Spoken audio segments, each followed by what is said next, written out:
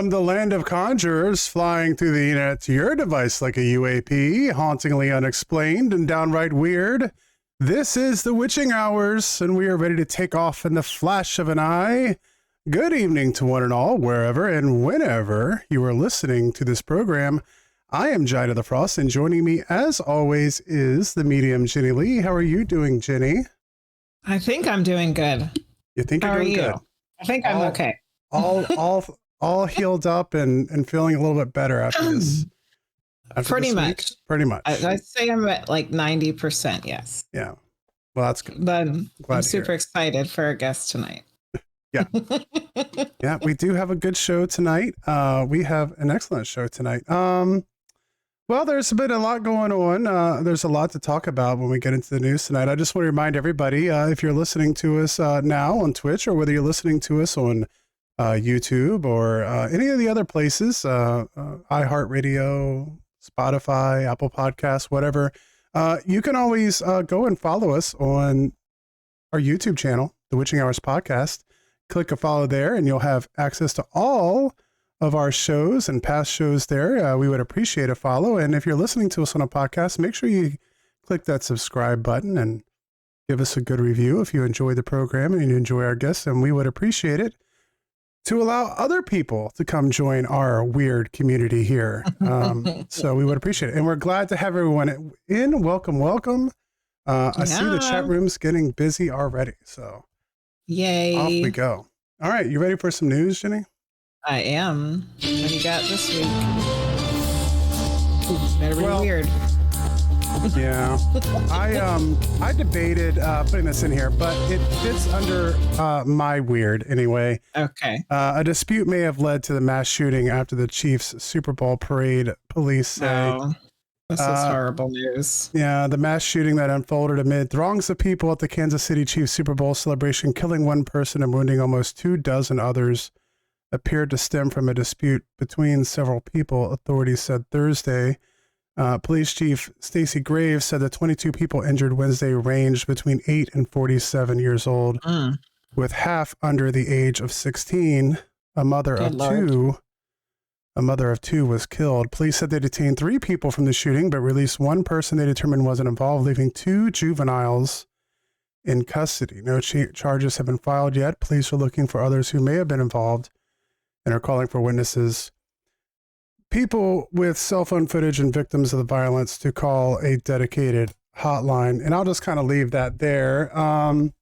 It's sometimes a little difficult to decide what we're going to put in the weird news. Typically, the weird news tends to be a little more lighthearted, and we talk about all of our fun, weird stuff, aliens and cryptids and psychics and ghost stories and so on and so forth. But I can't help but think that there is something weird about this. There seems to be something abnormal about what's going on. And, well, it just continues to happen. Yeah. So I don't think if we ignore it, it's going to go away. You know what I mean? I don't know if there's anything that can make it go away, but anyway, more tragedy in the news. Yeah. Elon Musk Neuralink implants brain chip in the first human. The first human patient has received an implant from a brain chip startup Neuralink on Sunday and is recovering well, the company's billionaire founder Elon Musk said. Initial results show promising neuron spike detection, Musk said in a post on the social media platform X on Monday.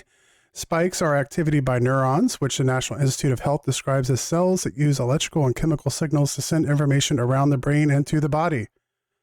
The U.S. Food and Drug Administration had given the company clearance last year to conduct its first trial to test its implants on humans, a critical milestone in the startup's ambitions to help patients overcome paralysis and a host of neurological conditions. In September, Neuralink said it received approval for recruitment for the human trial. The study uses a robot to surgically place a brain-computer interface implant in a region of the brain that controls the intention to move, Neuralink said previously, adding that its initial goal is to enable people to control a computer cursor or keyboard using their thoughts alone. The implant, ultrafine threads, help transmit signals in participants' brains. The first product from Neuralink would be called Telepathy, Musk said in a separate post on X. Hold on a second. Back it up just a second. Yeah. Yeah. Rewind. What is it called? Telepathy. Mm-hmm. Like, people, we can do this shit without computers. Never mind. I'm not gonna get on my ranting and raving about this. The startup's prime study leave it at that. Is a trial for its wireless brain-computer interface to evaluate the safety of the implant and surgical robot. No, I think it's something that needs to be talked about. I mean, it's because me and you have talked about this, while we're, hanging out in the kitchen and making coffee or whatever. We've had these discussions. Yes. And we had a heated debate about this one recently. Yeah, I think there can be good things that can come from this, for instance. Yes. What they say they're using it for right now is like, that would be nice. Yes. Yeah. Well, someone who has lost the ability to be able to move or, move their limbs, to be able to think things into action, is a huge step in science, and helping people who have disabilities, I think, is noble, and I think it's worth it. And if we have the technology, what else are we using technology for than to make the lives of people who are suffering from these things better, right? However, yes. What are they really going to use it for? We know how humans are. They're not going to use it for anything good. Super soldiers. They're going to, like, 10 people are going to get it for what it's supposed to be, and then it'll be too expensive and they won't be allowed to have it anymore. And then the government's going to come and it in, take it, and then it's going to be chaos. I would be hard pressed, and that's how we do things. I'm for this stuff, obviously, from what I was just saying. But it would, on the other hand, I would be hard pressed to believe that if a private company like Neuralink was already doing this and got the go ahead from the FDA, then I would already suppose that this is already being tried out by the military. Behind the scenes. We could go into some stories about that, but we won't. Well, oh man, I didn't even think about that. We know someone who was. We do. Yeah. We do. Yeah. It has proof. But has doctors' pictures. Yes. Yeah. Yeah, we should probably stop there. But yeah, I think we'll stop there. we've talked about having, Anyway, my argument is that all of the stuff that Neuralink can do is stuff that we can do already. It's just most people haven't allowed themselves to even think that that's a possibility, so they don't even know. Yeah. Well, I think especially when you start talking about being able to do things without thinking, I think there's also going to be a part of it that's going to allow for things that, well, this is a subject that can cross a lot of different lines, because I've actually heard this discussed on like sports talk radio. What happens when a quarterback has a Neuralink implant? Are they allowed to play? Because now their brain can be processing information that a normal human brain. They're going to have the Neuralink League. What happens when, only, I don't know, like when is it going to be a thing where like wealthy people can get these things and then they can ace all the college exams? It'll be the NFL. The cyborg. The cyborg football league. Yeah, I don't know. But it brings ethical questions and interesting questions and good and bad. And it'll be something just like AI that we've talked about on here that we're going to have to navigate. It's going to be a reality that we actually have to, instead of just theorizing about these things, we're actually going to have to confront to a certain extent. So, but I hope you're talking to someone who didn't want to use a debit card a long time ago. So, okay. What's the next story? Well, anyway, I just want to say, I hope that for whoever the first patients are that do have these disabilities, that it's beneficial. Yes, I do hope that too. Yes. Unlike you, Jenny, who wishes them ill and wants to see the science completely disappear. No. All right. Story 3. Scientists create beef-infused rice with cow cells. This is not the mammoth meatball, but the pink rice appears to be more nutritious and flavorful than bear rice alone. What? Say this all over again. Scientists create beef-infused rice with cow cells. Okay. Bovine, right? And not the pink rice appears to be more nutritious and flavorful than bear rice alone. The dinner plate of the future might include some beefy rice. No, not beef and rice, beef rice. Next to your mammoth meatballs. In a new study, researchers in Korea, yeah, we'll have to tell Mark Hunter Brooks about this. In a new study, researchers in Korea say they've created rice infused with muscle and fat cells from cows. The hybrid grain purportedly contains more protein and fat than typical rice. And the team argues that it should be cheaper and more environmentally friendly to produce than beef and rice combined. The study authors were inspired to create their novel food as a means of tackling the numerous ongoing challenges in agriculture. The food industry as a whole is a major contributor to greenhouse gas emissions, for instance, with the bulk coming from meat production. Many scientists and companies have proposed potentially sustainable alternatives to conventional foods, including lab-grown meat, mass-produced insects, and various vegetarian and vegan products. Mass-produced insects? What is this? For eating or for pollination? I don't know. I guess it depends. I guess it depends on where you are on the food chain. The team ultimately envisions that their hybrid food and others like it can be a boon to people all over the world, and even those outside of it, which is another interesting idea since we're talking about the Mars, the moon. Some space travel. Get your beef rice and go up to the moon. In the future, the self-production system of grain-based hybrid foods could ensure food relief in underdeveloped countries during war and in space, they wrote. Yeah, I can see that. I can see that being a good thing. Yeah. Well, there we go. So that continues to be a thing. And then finally for tonight, U.S. whistleblowers reveal UFO disabled nuclear missile using laser beams. Lasers.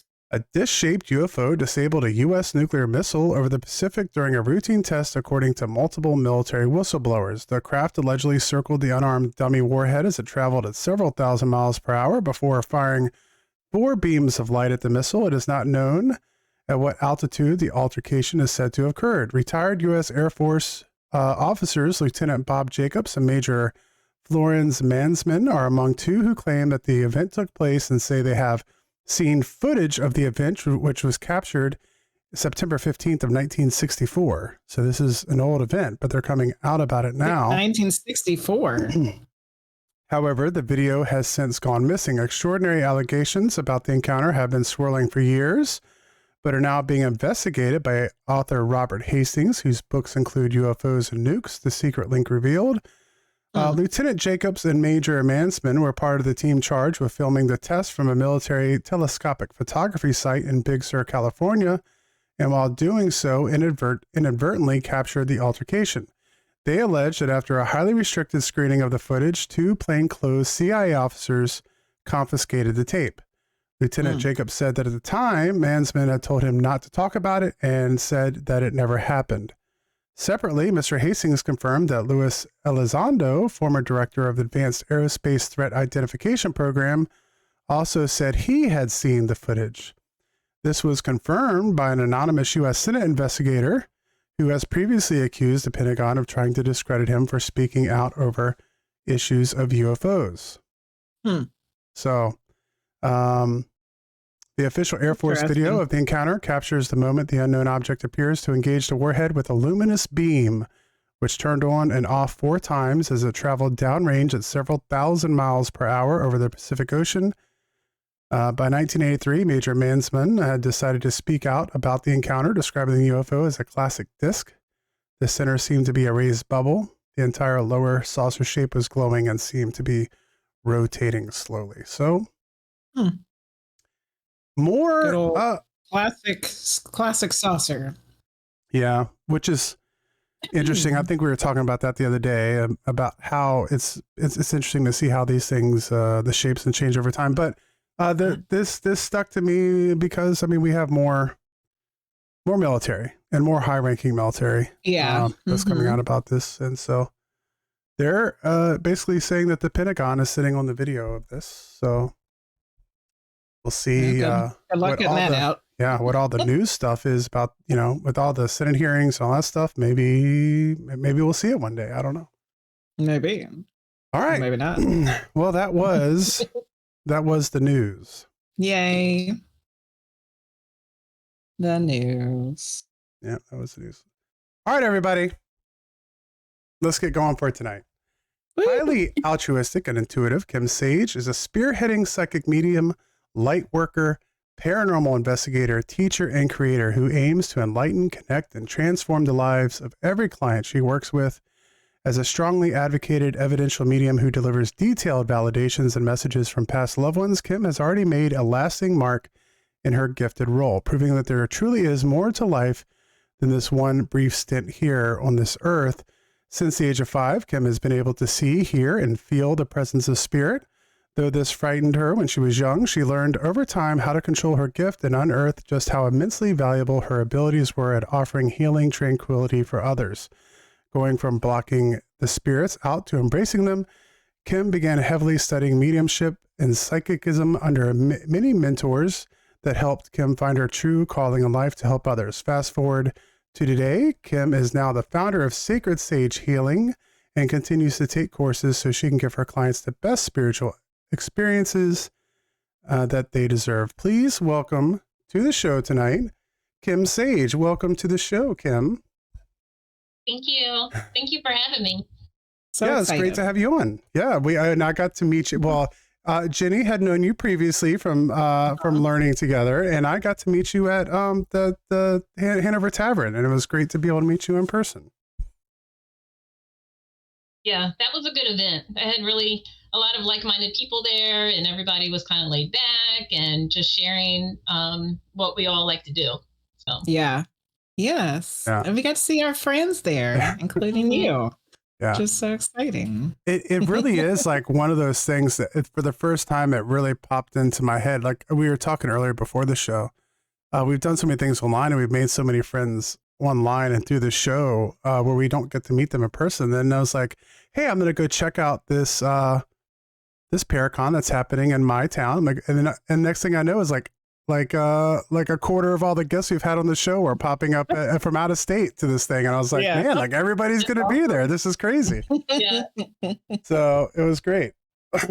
Well, I guess, Kim, the best place to start is the beginning. So it talked a little bit in your bio about how you kind of recognize your gifts early on. Can you kind of explain what your first experiences Terrifying. Yeah. I remember being around 5, and I remember like waking up in the middle of the night and just knowing somebody was standing there staring at me, and I would lay in bed forever trying to get up the nerve to run to my parents' room. Sometimes I'd make it, sometimes I wouldn't. And that pretty much continued on throughout my childhood. It got to where I would sleep with the TV on. I didn't feel like I was alone. And I would just see things all the time. I mean, I would see my closet door open. I would see people walking or like moving my blanket. So it was, my house that I grew up in was always active to begin with. So growing up with that, but I guess to me it was normal in a sense, but our family, we didn't talk about it. Like in the 80s and 90s, it wasn't, you didn't really talk about it.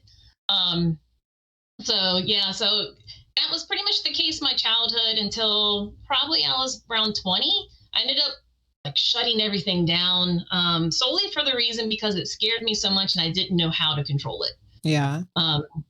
So looking back on it now as an adult and knowing what was happening then, who do you think all those people were running around your room in the middle of the night? I don't know. You still don't know? I don't know, but I can say that my mom was an avid antique collector. So we even had a room that she had her family's furniture and stuff in, and then she was always buying stuff from antique stores and not knowing to clear the energy before you bring it home. Yeah, I remember her bringing, I don't know if it was her grandmother's or somebody's shoes that I remember being in a chest. And one night I was downstairs sleeping and I heard the shoes like clapping on the floor, on the wooden floor. Wow. So yeah, so it was like that. And it was my go-to was just to put the blanket over my head and just ignore and act like it wasn't there. Wow. Yeah. So you were like physically seeing things with your eyes. You were having a sense that somebody is there. Mm. And you were hearing things with your ears. Like that's a lot of Yeah, and activity. seeing them, yeah. And then, Yeah. and honestly, I think the icing on the cake for me to shut it all down at the time was, at the time we didn't have internet really. So I went to a local store to kind of like find information, get books, like figure out, because at the time I was spontaneously astral projecting, and it was terrifying, and I didn't know how to control it. So I went to this metaphysical store and ended up talking to a gentleman who was telling me about it. And then that night, he ended up in my dream. Oh. And I was like, oh, no more. No, no. No more. I'm shutting it all down. Shut her down. Yeah, I did for like 15 years. Wow. Yeah. I think a lot of people that experience things as a child end up doing that because it's like, it's overwhelming. Well, it's more open now. Like, so now with my kids, I normalize it at home. So my kids, all of my kids have their own abilities in a sense. So I normalize, like my youngest can see, and I like to sleep at night. So I normalize being able to see spirits. Yeah. So, and he'll wake up and be like, Mom, great grandma came and saw me last night. And I was like, oh, really? Yeah. So it's much different. I same thing here. I was lucky enough that my parents kind of did normalize it for me as a child, but yeah, I've done the same thing with my own kids. It's this is just the way it is. Kind of was supposed to be like this, Yeah. So then, okay, so we're fast forwarding. Well, I want to say one thing go ahead. That's interesting about that that I never thought of before, even though I guess it seems pretty obvious now. But I had many of those moments of feeling like somebody was watching me and diving under the covers. And, even though I'm married to a medium, that never really struck me before as like, man, maybe something really was going on back then, because I really felt like there was. So, man, that makes me rethink some of those things, because I never really heard that aspect of it. He's gonna sleep with the light on tonight. To turn the lights on tonight. But yeah, okay. Yeah, and kids are more open. So typically, children and the elderly are more open to spirit side. Yeah, absolutely. Okay, so we fast forward to after your time of where you had shut it down. So what reopens it for you? What was the thing? So my son ended up having a reading with a medium, and it was recorded. So I listened to it, and she was explaining my grandparents. So he didn't know, they passed before he was born. And I'm listening to it going, oh, she's the real deal. And at the time I was at rock bottom as the stuff that I was going through in life. So I was like, what? I don't have anything to lose. Let me go get a reading myself. So I went and got a reading. And during the reading, my grandmother on spirit told on me and told her, like, she can do this. She can do what you do. So I was like, thanks, Grandma. But at the time, the medium that I went and saw, she was doing classes, and she was like, I'll teach you how to like open and close per se, like how to set the boundaries. And I was like, okay, I'm game, because I would love to know if I could take what I can do to help others and be able to manage it so I can still function, in society. So that was 7 years ago. Yeah, 7 years ago. And it's been a crazy ride, but blessed ride ever since. Yes. I like to call it getting on the woo-woo crazy train. Oh my gosh.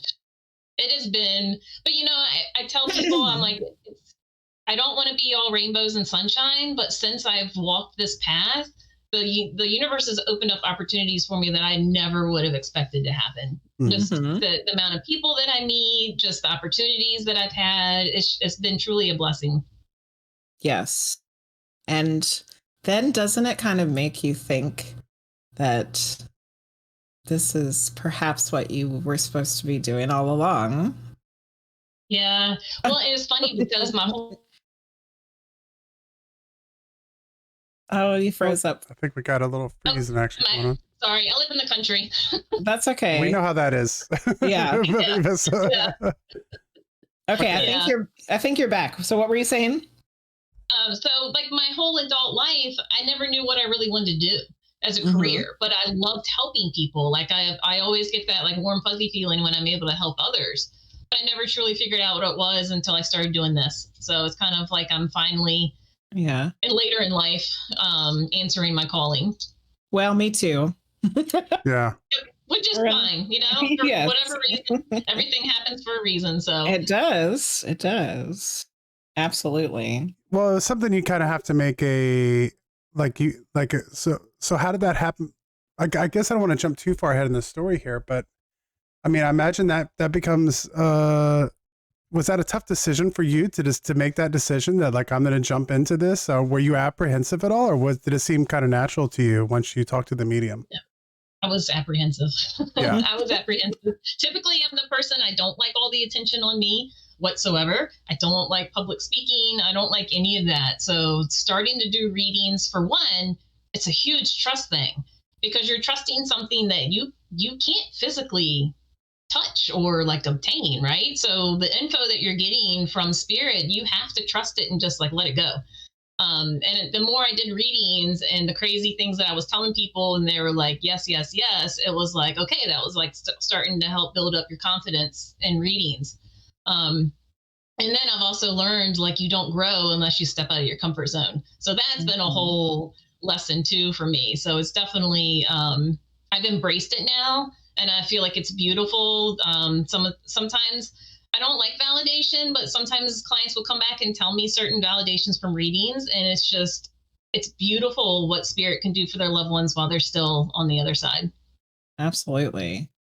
And sometimes it's the strange little detail that didn't make sense during the reading, and then the person comes back and tells you what it meant when they learned about it afterwards, and those are like the real magical moments. Yeah. Like, they didn't even know that, and now we both know what it was. Yeah. Oh yeah. Because if they don't know something while I'm doing the reading, I'm like, well, just hold on to it. Like, hold on to it because it may come up, later on. Yeah, I love when that happens. How was the and so when you decided to jump in with this and you're learning about it, how did that go around with the people around you? Was there resistance to that, or was it pretty accepted? Actually, it was pretty accepted. I was surprised. I kind of like did this coming out post and I was like, you know what? If I lose people, then I lose them. If people can't accept me for who I am, and my true self, then that's their loss, not mine. So, and in doing so, I've been able to meet the most amazing people that have become friends and also family. So I've just been trusting that they're going to put people in front of me that I need to be with and I need to work with. But it was scary. It really was, because especially when you're stepping out of your comfort zone and you're, announcing to people that communicate with dead people. Yeah. And it's still kind of like a taboo subject. Yeah. Especially for certain groups of people or certain crowds of people, for sure. Yes. Well, it's interesting to me, and one of the reasons I wanted to ask that question is because obviously, being married to a medium who does this for a career, it's like something that's very much in my everyday life. But I'm still working my my normal person job, and so when you're around people, like I hear that subject will come up every once in a while, like people will talk about it, and then you'll hear like the sides of the story of the conversation taking place, and I just keep my mouth shut. I don't engage in that conversation, though I'm usually in every other conversation. I kind of leave that one alone. And it's interesting because I feel like it's opened up so much. We talk about this a lot. I really feel like spirituality and there's much more acceptance of it than there was before, but there's still kind of like this idea that of it being like a sham and trying to like take advantage of people and stuff like that, which I think Kim and I would both say that there definitely are people out there doing that. Oh, for sure. It still happens, unfortunately. It still happens. Those people ruin it for, the legitimate, genuine people that want to help others. So you're constantly dealing with that. Yeah, absolutely. So it takes a lot. It takes a lot for for people who do what you do. I don't know if people realize that they have to put themselves out there and kind of face that criticism, which isn't easy to do. Yes. Yeah. No, it's not, especially when you don't like attention on yourself. So you're dealing with being out there and making yourself vulnerable. But I think Yeah. I agree exactly with what you said about you just have to let the people go that aren't going to be okay with it, because the universe is going to put the people that do need to be in your life there, and that's exactly what Absolutely. happens. Yeah. Yep. Hmm. Absolutely. It's beautiful. I mean, it's sad in a way because you grieve the relationships you've lost in a sense, but then you're fulfilled in other ways because I don't know, you start to meet genuine people that are Yeah. there for you and who you Mhm. are. Mhm. Yeah. And some of them just happen to be soul family. Yeah. Like, oh yeah, we were definitely supposed to be together, and it would have never happened if I wouldn't have Yep. told the world that I talked to dead people. Bring it Yeah. up in public. I don't, unless for some reason somehow it comes into a conversation. I don't advertise just No. willingly to people that I'm a medium. Yeah. I carry my cards on me, so in case it does happen to come up in the conversation, then I give them a card. But other than that, yeah. Yes, I'm also very selective of who I tell in public meeting people. Mm. Yeah. Mm-hmm. Well, Yeah. have you You noticed? know. Have you noticed this, Kim? Because this happens to Jenny quite a bit since this has been going on. She has people who don't know who she is, and they come up to her in public and basically start opening up and asking about stuff like that, not even knowing that she's a medium. I feel like we have a beacon. Yeah. Yeah. Uh-huh. This natural beacon, because I always seem the one that gets stuck talking to somebody for like 20 minutes in the Yes. store, and I'm like trying to find a way to kind of like slowly back up and Yeah. but I don't want to be rude. But so yeah, it's definitely I do too. I get stuck in stores all the time. I think for Jenny it's the playground. Yeah, you take the girls to the playground, and then next thing you know, And I have a mom telling me her life story, and yes. Mm-hmm. Yeah. So I wanted to ask you, well, I've got I have 2 pages of questions here. So let's see. 2 hours, Kim. 2 hours. Do you happen a lot of mediums use tarot? Do you happen to use tarot for your readings at all? I don't. I haven't mastered tarot yet. Mm-hmm. It's a little overwhelming to me because there's so many cards, and I have this thing with like memorizing, or like I know you can do it intuitively, but I just haven't dived into it. I'll do oracle cards like when I do those like intuitive readings. But my thing is I play with beads in my hands. So I know it sounds silly, but I keep my hands busy, which in tune helps me like do the direct downloads and more. It's almost like I'm keeping my left brain busy when I play with beads. So I go through some malas because I just constantly play with beads. And when I'm doing readings, I start talking with my hands a lot. So it's like, I don't, but I haven't. There's a lot of mediums that do things like that, like the scribblers. I was just talking about that on a stream the other day. Like automatic writing. They're like doing the scribbling and stuff. And I feel like the cards could be the same way. It's almost like a tool that kind of like shifts your, keeps your brain busy because you're messing, you're working with it. Mm-hmm. Yeah. For me, it's crystals. I have to have a crystal in each hand, and I intuitively pick them like for each individual reading. Yeah. Yeah. I still don't understand really what's happening, but I just trust it. And it works. It does. And it works. Crystals. Oh yeah. Falling out of my hands. I kept dropping them and throwing them because you're stuck with your hands. I noticed that I believe it's you have a set of grief oracle cards. Is that you that I could see posting those? Yeah, that's a neat deck. So I while I was on medical leave, I went through certification for grief coaching.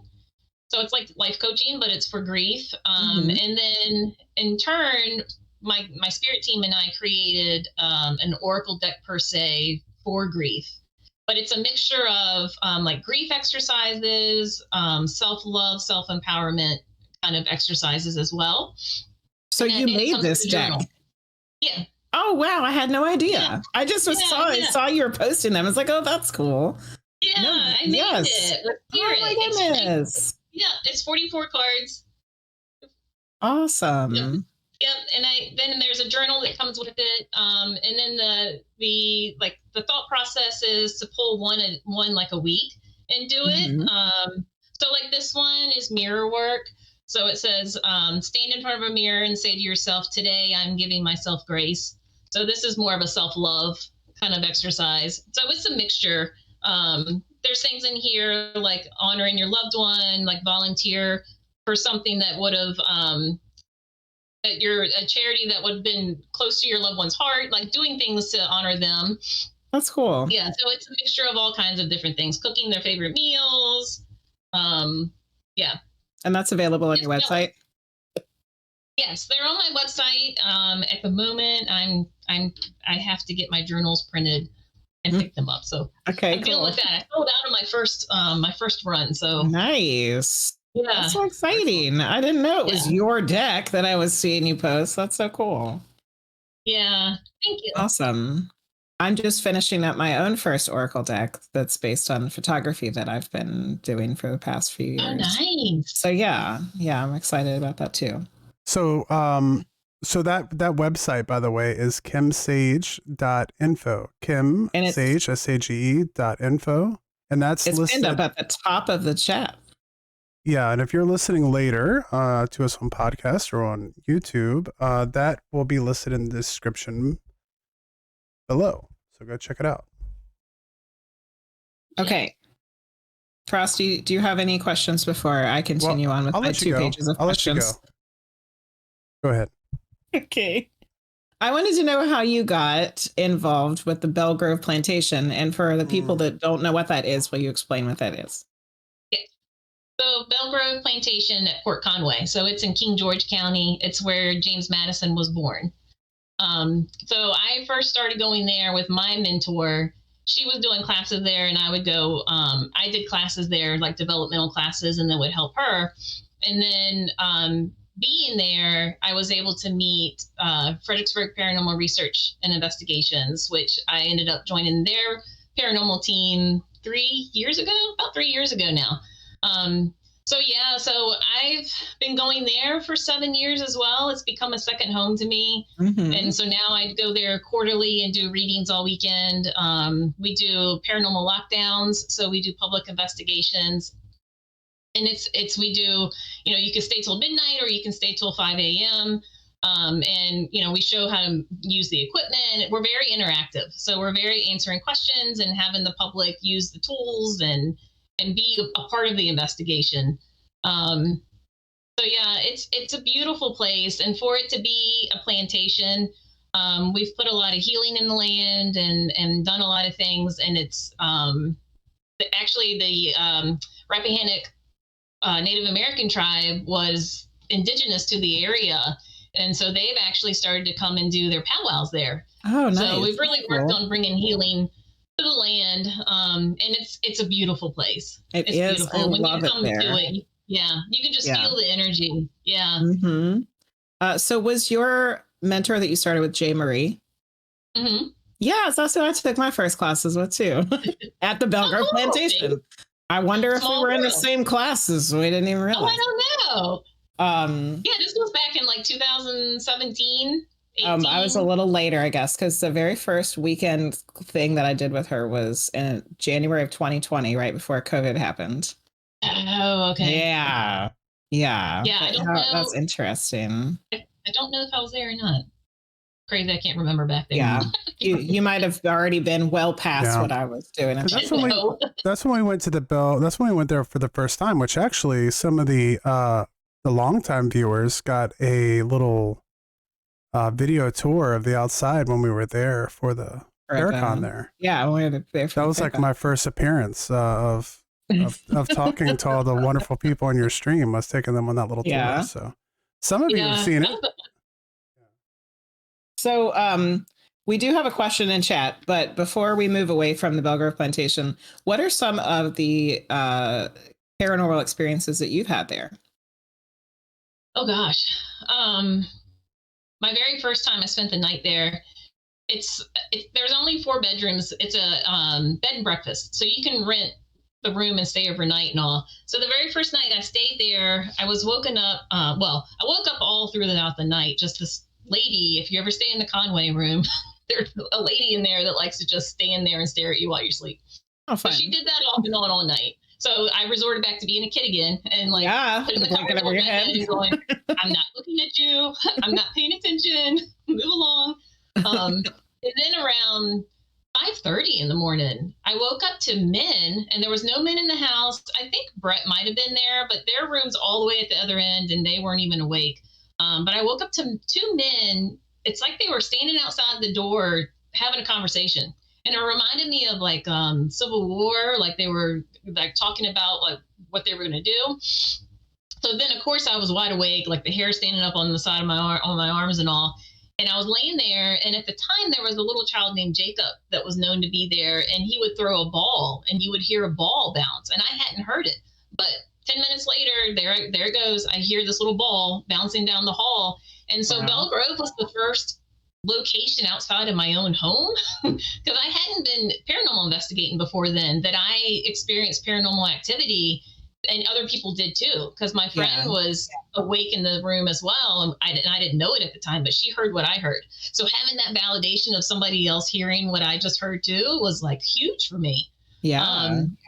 But there they like to touch there. So they like to touch your hair, breathe in your ear, and it could be broad daylight and stuff will be going on. I was teaching a workshop last year, and we had the doors closed. And all of a sudden they will turn the doorknobs and open the doors, and the door just opened. I went on the other side, nobody there. I'm like, hello? Yeah. So it's, what are some other things that have happened lately? And I don't know if it's because I'm a mom, I've been picking up on a lot of children. So a lot of the children have been coming through during our paranormal investigations, which is really cool. I enjoy connecting with them. Yeah. It's a very active place. Yeah.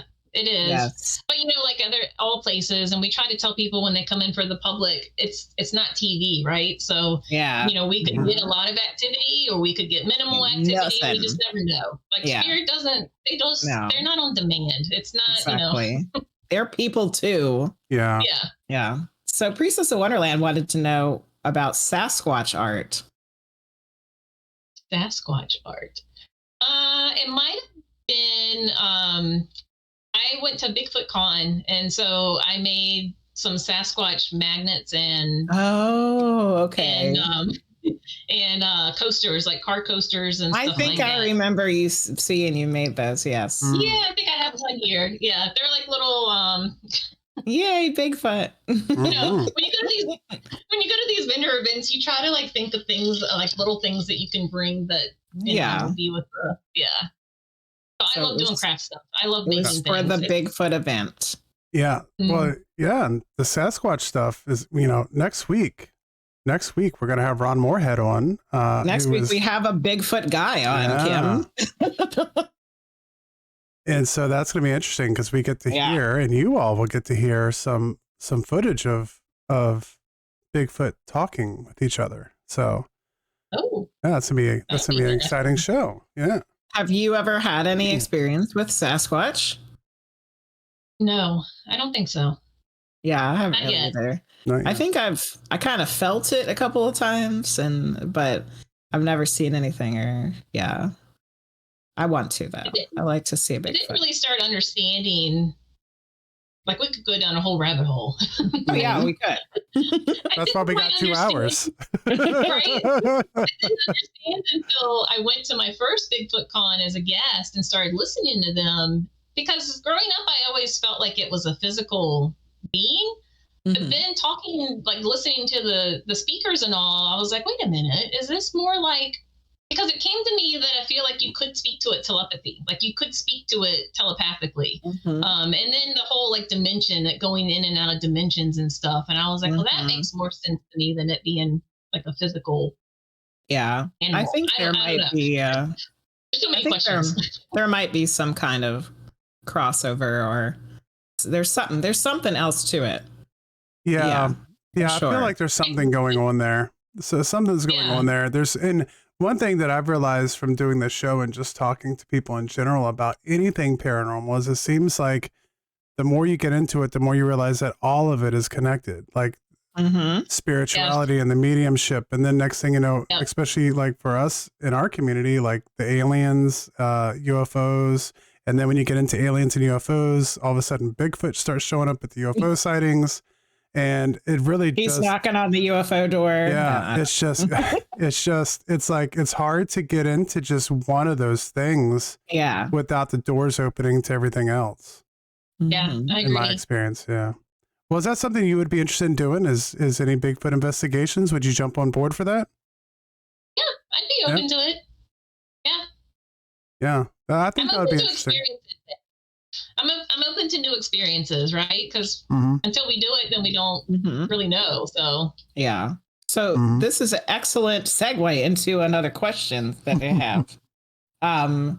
So somehow it was never intended, because I was just thinking I would just be an evidential medium, but I have a lot of weird things that come through. So I wanted to see, medium to medium, if you have any of these experiences with your own mediumship. Have you connected with angels? Yes. What has been your experience with angels? You know, growing up, I grew up not religious at all. Like, we didn't go to church or anything. And in saying that, how do I want to go with that? I never felt good enough to talk to angels because I didn't go to church, right? I always felt like I wasn't good enough to communicate with them, or I wasn't supposed to. But then I started taking, have you heard of Kyle Gray in the UK? Yes. Yeah, he's got Oracle decks, right? He's the guy that makes the Oracle decks. Yes. He's one of my favorite angels and ancestors, and he's got a bunch of, but he's predominantly works with angels. So I took one of his courses, and in doing that, opened up a whole world for me, and I felt accepted. Like, I felt like it was okay. And now I work with angels on the daily, like all the time. Yeah. Wow. Yeah. It's like you're told the same thing happened to me, because I wasn't brought up in a religious household either. So it's just like, oh, angels are something that's for Christianity, you know? Yeah. And I felt like I felt like they wouldn't talk to me. Like, who angels are for everybody. Yeah. It's like they are specifically here to help humans. Yeah. Archangel Michael's like, oh my gosh, he's my sidekick. Yeah. Yeah. He's the paranormal investigations too. He was the first one that I ever saw. And when I saw him, I was like, oh yeah, I remember you. But I didn't know that when, I was like, I didn't even know if angels were a real thing. And then all of a sudden there he was. I was like, oh my God. Yeah. Yeah. And I knew this person. Yeah. And their energy like resonates with you. It just feels like home in a sense. It feels like it's okay. Yes. I love it. Okay. Yeah. I've to go off. Go ahead. Well, I was going to say real quick, for people who are listening to this program, maybe not even necessarily for those in chat who are kind of used to things about this, how would either of you like describe what an angel is exactly, if it's not that's just good. like it is, in the Bible or whatever religious text? You first. For me, I just feel like they're such a higher power where it's, so my beliefs, I believe we have one source, whether you call them God, creator, or what have you. I feel like all the religions, it's all the same source. It's just different ways of going about worshiping them or what have you. So I feel like that angels are just a very, very higher frequency or higher vibration, like right a step below God or like right under. That's how I see and feel them. Do you, because I've kind of got this sense, because sometimes I will get a specific angel, but they show themselves as different. It's like sometimes they'll be male, sometimes they'll be female.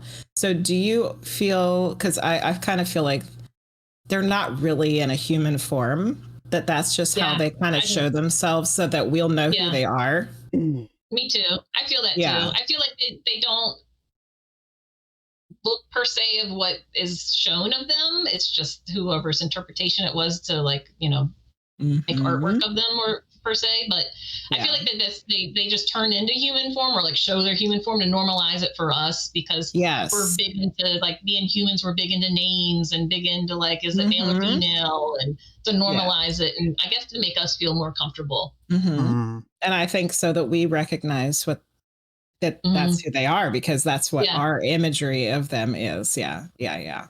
So I'm glad that wasn't just me. And we have a question from Indigo Soul Oracle. I know you already responded, Jenny, but do you want to read that for Kim?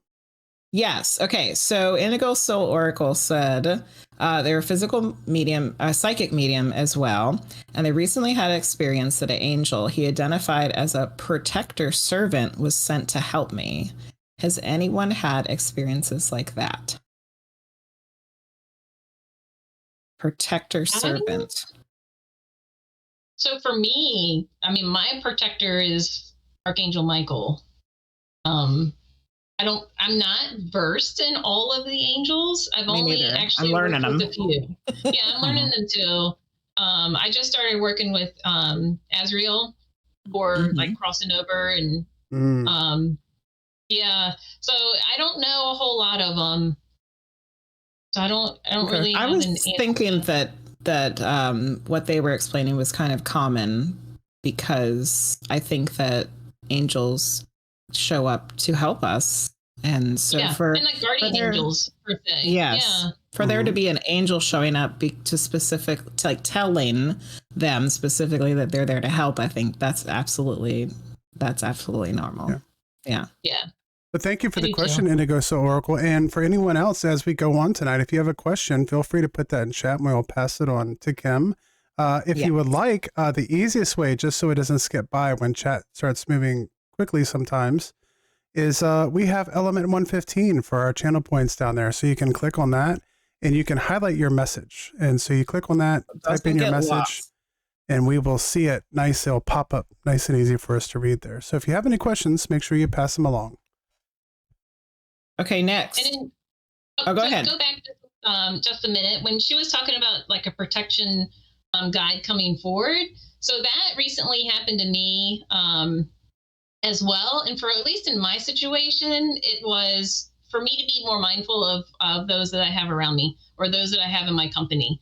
So I felt like I needed to say that just in case it kind of fits. But usually when it's something like that, it's kind of like to be mindful of your situation and what's going on around you or who you have around you. So was your experience like a spirit guide? Yeah, per se. I do. I know. I have a lot of guides, and they're like for different things. They all have their own little, so their own things. But so like when I met Azrael, it was I practiced shamanism as well. So it was when I was doing shamanism and like visiting the different worlds. So that's how I meet them, is when I go into like meditation or journey to the different worlds and meet them that way. But they always seem to come whenever I'm like transitioning into something new or like some other kind of realm of spirituality. Do you go ahead, Frosty? So when we talk about seeing the angels, do you kind of like sense their presence, or do you actually get a visual image of them? I don't get a visual. And it's funny because I think because I saw so much as a kid and it scared me so much that I shut that all down, that now I rarely see. When I do readings, like the clairvoyance will come through, like an image will flash like really quick in my peripheral, but I don't particularly like see. So it's more of a feeling and just a knowing for me. Okay. Cool. Yeah, that's interesting. Yeah, because I see them. I want for that to open back up. Yeah, I want that to open back up again. I'll see spirit like if I'm caught off guard, like if I come around the corner, like I'll see a full body apparition, and I'm like, "Whoa, what are you doing?" But it's nicer to just see it in your mind. Like maybe you need like set the intention. You're like, okay, I just want to be able to see it in my mind instead. Thank you. So yeah. I guess to kind of expand off that a little bit then, since you're just kind of sensing and feeling them, is it obvious that they're kind of the same thing, that they're all angels? Do they have that similarity, or do they come across completely different from one another? So for me, it's I feel their energy. So it's almost like when I know the angels around, it's a much higher. It's just I don't know how to explain it other than it feels different. It feels much more like higher frequency. Whereas so with like my guides, I practice having them blend with me per se, so I know what their energy feels like. So I know when somebody's with me, then I know that's that particular guide. Okay. But Well, you have that's how I some can tell them guides. apart. So you've got a couple guides that are angels. Who are the other ones? So I have Or some like, of them. yeah, You have a so lot. Well, in practice in shamanism, you create sacred space by all the different directions. So I have a guide for the 7 directions, and then for mediumship, I have a gatekeeper per se, Mhm. and then another one that helps me kind of like keep spirit in line, because if you do readings for people that have a lot of loved ones on spirit, they can kind of like go over top of each other. So I have one that kind of helps me keep order when Yeah. I'm doing the reading. Yeah, You got, and like, then I've you got a got whole team of people just hanging yeah. out. Yeah. Well, I found that so I have one that's like for different things, right? So there's one that's just for like my creative outlet. So like when I was making the oracle cards, I sat down and was like, all right, let's do this. And then I literally got them done in a day and just let them channel like all Wow. day. I just sat there and did the whole deck. That's awesome. But I I've get been working on sidetracked. mine since August. But see, I have to do that because I get so Yeah. sidetracked that I'll never, I have to be like, okay, this is what I'm doing. I'm just going to get it done. So yeah, so it's kind of come to me where I've met different ones, and I have animal guides too. So because in shamanism you have animal guides. So yeah, you have a teacher guide. So yeah. So long story short, it's a like different lot. guides that teach you different aspects Yeah. of things. We have a ton of questions popping up in the chat. Yeah, let's go with the next one from Indigo Soul Oracle, because I kind of want to Okay. work through. This one's pretty similar. So in the beginning of your mediumship, did you have other types of spirits pretending to be of light? So have you had any experience with anything darker? No. So, and I feel like that's why it's good to do evidential mediumship when you're working with clients, is so you can help validate that is who you're talking to with your client. And plus, I trust that my team's not going to allow anything to come through that's not for my best interest. Mm-hmm. Yeah. I've come across some in the paranormal field. I've come across some things that I'm like, yeah, no, I don't want to really engage with you. Yeah.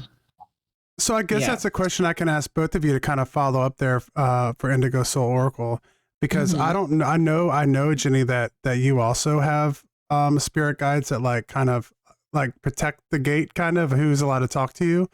Is that something that you guys learned through classes, or is that something that just kind of naturally happened as you began to do medium readings? Go ahead, Kim. For me, I think I feel like it just kind of evolved. When I first learned, I started with one guide.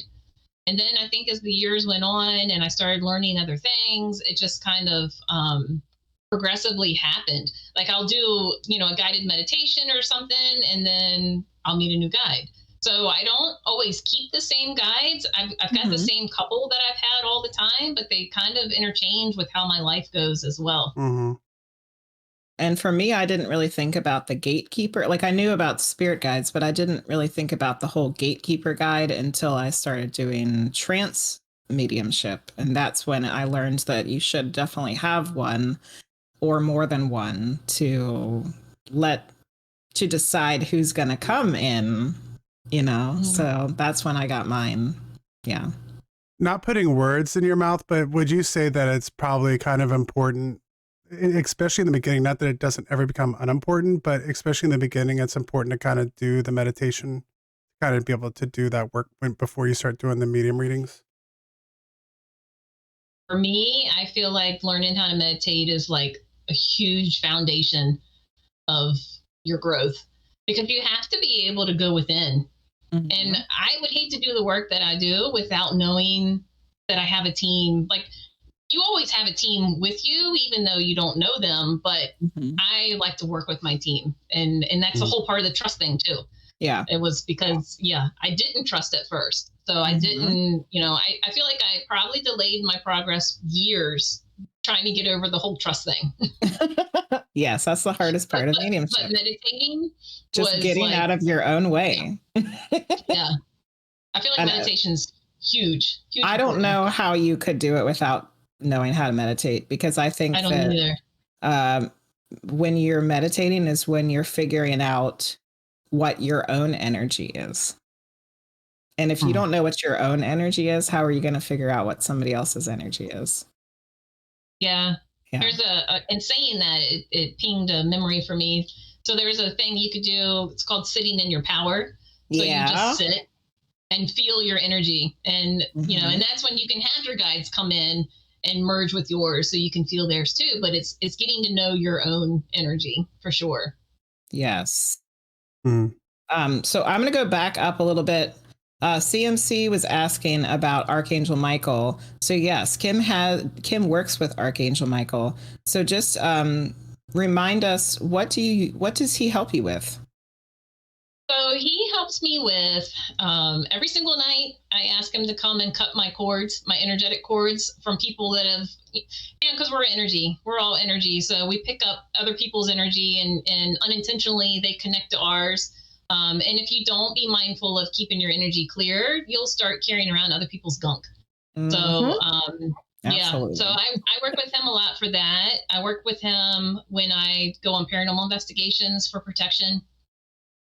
And then any other time I'm feeling uneasy about a situation or feeling uneasy about something that might be in my house, spirit wise, that's not of my highest good, then I call on to him to help me. Awesome. Good. Excellent. Luce wanted to know, where do you learn shamanism, or where did you learn shamanism? So, funny story. I went to a psychic fair, and I was like, I want to get a reading today. So I walked the whole room, and you know how when you're in these things, you kind of feel out who you're pulled to. So I was pulled to this one gentleman, and he ended up being practicing shamanism. So when I got back home, I looked around to see who I could learn from, and I couldn't find anybody in the area, in the Richmond area, for a while. And then all of a sudden it came to me to look one more time. And I looked, and there was a lady named Maria. She doesn't do it anymore, but she lived out in Mineral. And for 2 years, I went and saw her once a month, and she taught us how to journey, how to navigate the world, upper worlds, lower worlds, middle worlds, and different shamanic healing, and it really resonated with me, because even though shamanism is not just Native American or indigenous, it expands across all different kinds of religions. It pinged something in me with my Native American ancestors. So it kind of it resonated with my soul to learn that and to do healing that way too. Yeah. It's like a whole nother pathway set of tools for the toolbox. Yeah, a lot of old tools that had to be kind of shoved back out of the box again, I feel like, which is, I feel like that's happening a lot. There's just kind of been, I don't even call it an awakening. It's almost like there's been a reawakening since. We talk about this a lot, since COVID, especially. And it's been coming up in a lot of readings lately about reminding people that our ancestors are with us. That our ancestors are with us, pushing us along the way. And it's almost I've noticed a lot, at least with myself, I've kind of wanted to go back and learn more of the old ways. I didn't grow up with any of those kind of traditions and stories and stuff. So it's I'm teaching myself what my ancestors knew. That's cool. A lot of my readings are also reminding people, but it's remember what you came here to do. And it's through learning about all of those different things and remembering that you already know how to do this stuff. Yes. People will ask how do I get started? What do I do? Or what am I supposed to do? And I'm like, I can help plant the seeds, but you've got to do the work. So I can help guide you, but at the end of the day, like it's up to you to start walking your path, and then they're gonna like lay it out for you. Yeah. And everybody's journey is different. Yeah. And But just, you can't go on the journey if you don't start it. little tiny things Yeah. can start it too. Just like that little connection you have with your ancestry. Even if it's not something that is connected to your family, like, you know, like the reason I started reading runes was I had a great grandmother who came over from Norway, and you know, they were Christian, they were Lutheran. Like none of that was part of my family tradition, but my family would always talk about you know, being from Norway and the Norwegians and the food and all that kind of stuff. And then I just thought it was super nerdy because they had like the Olympics back in the day were like in Norway and Lillehammer, and it was like, okay, like what's cool about Norway? And then as I got older, I found out like, oh, like that's pretty cool. And they have the runes and the Viking Age and all that stuff. And so I was like, well, this is part of my ancestry, so let's check it out. And it's been a great tool, like a great source. And so any connection, and the wonderful thing about it, I think, is it's for anyone and everyone. Everyone has different roots, and all of those roots go to some form of shamanism. Like it's all the same thing connected, even though we separate them out into like these different cultures. It's really, in my opinion, all coming from the same thing, and they're all doing the same thing, which makes it even more special, I think. Yep. Yeah. And I feel like we can have so many different aspects of that too, because, you know, most of us in America, I know I'm a DNA mutt, so I've got so many different cultures in me that I'm pulled to so many different tools and aspects of my ancestry. So it kind of makes you unique. It makes you who you are. Yeah, exactly. And I think that's one thing that Americans struggle with uniquely than a lot of other people, is like we all are. So for a hodgepodge. I always feel because I'm a super history nerd, Kim, but I always feel like Americans become obsessed to a certain degree about their ancestry because we're unique in the idea that we're so mixed up, and we have we're just such a melting pot that we want to have this sense of identification. I feel that. Yeah, and so I think that is for us specifically, and I think, you know, there's been a connection to that to some degree. Yeah, but and honestly, I don't feel like I really belong to any of them per se. Yeah. Yeah, no, I can understand that. Because you're you. You're you, and you're you, and I'm me, and that's yeah. We're a little bit of all those things, right? But like, you know, you see the other cultures, they have traditions that they do during holidays and like certain meals and stuff, and I'm like, we don't have that. We're just gonna make our own stuff as we go. Making it up, yeah. We had another question. Frosty, did you want to read the last question from Journey Self-Discovery? Yeah. So So what about shielding to protect one's own energy? What's your process for protecting yourself? For me, it's grounding. So I do like a visual grounding, just visually seeing myself, like the roots coming up from earth, grounding, wrapping around my legs and my feet to pull me down. But I'll also, envision the white bubble and me kind of getting into the bubble. But I'm also very mindful, though, too, of cutting cords every night. Like I literally close my eyes before I go to sleep, and I just talk in my head because I know they can hear me. But I talk in my head to God and Archangel Michael, and then I go to sleep. So I've gotten into like a habit per se of being very mindful of cutting other people's energy off, and I can tell when I don't. And especially like paranormal investigations, to be mindful of that too, because you bring home all kinds of and I also do, I burn sage. I have I've made an energy spray that has salt in it, because salt's a really good energy clearer. So so I clear it. There's nothing to smell weird things in my house, because I'm always burning something or. Yes, Kim Sage. She's a sage, ladies and gentlemen.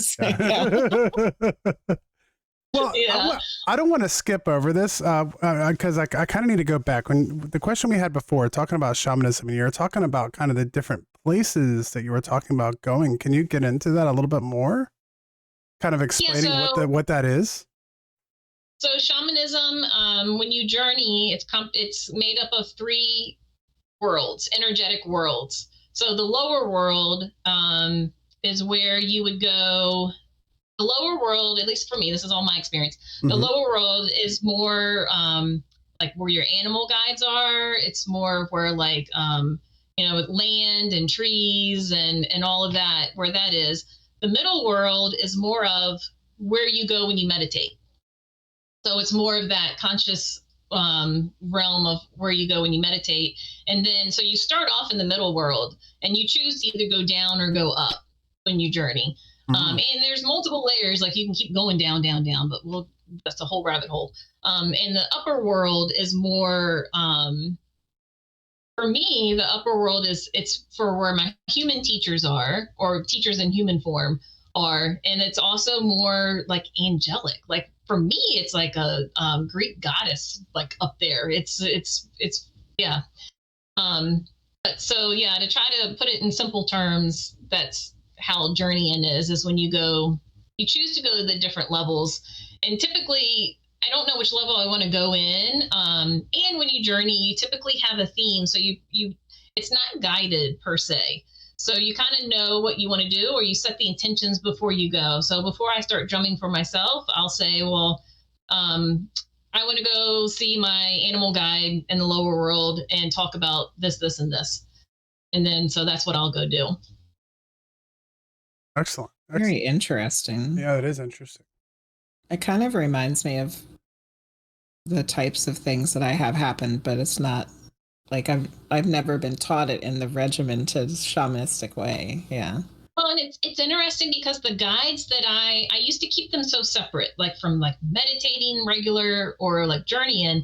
But then I found that when I was meditating one time, my guides when I journey showed up in my meditation, and I was like, oh, we're just all the same. It's the same.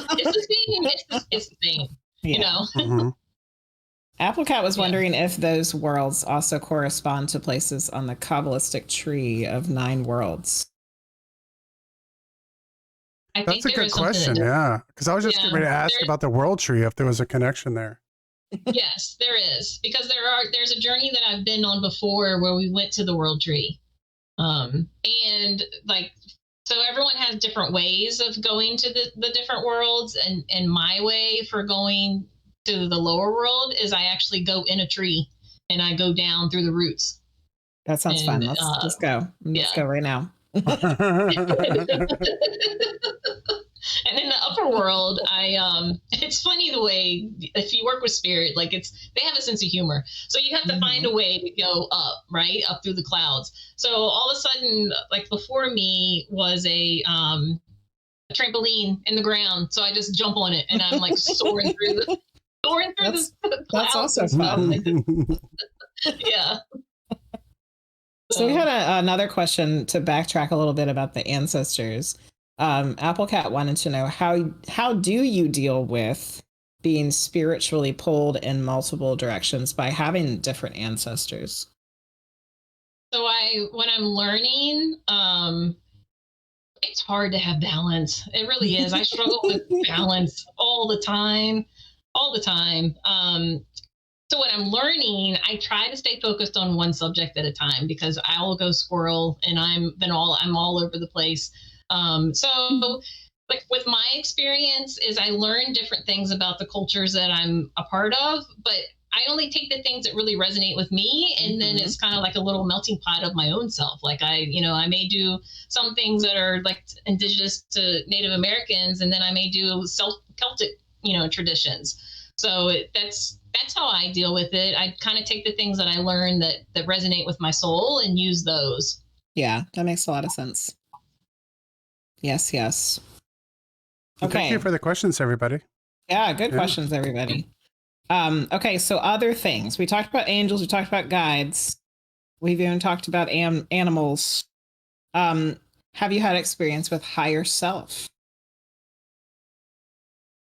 Yeah, a little. When we do inner child work, that's always fun. Yeah.